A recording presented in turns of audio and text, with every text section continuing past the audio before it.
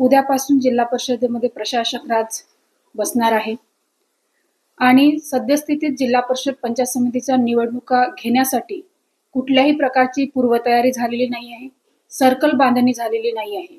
त्यामुळे निश्चितपणाने निवडणुका कधी होईल यावर अजूनपर्यंत शिक्कामोर्तब झालेले नाही आहे.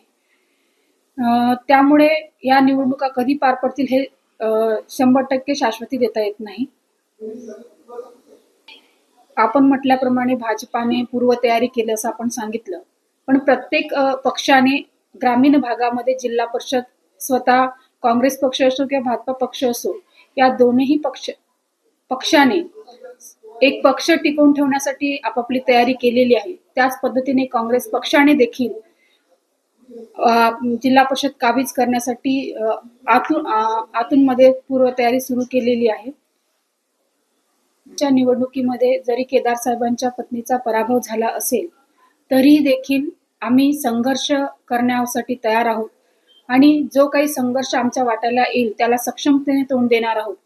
आणि विधानसभा जरी हरलेलो असेल तरी पण आम्ही जिल्हा परिषद हरणार नाही यासाठी आम्ही प्रामाणिकपणे प्रयत्न करणार. जिल्हा परिषदेमध्ये सत्ता काबीज करण्यासाठी पक्षश्रेष्ठींनी आपापल्या स्तरावर सर्कल निहाय बांधणी करण्यास सुरुवात केलेली आहे.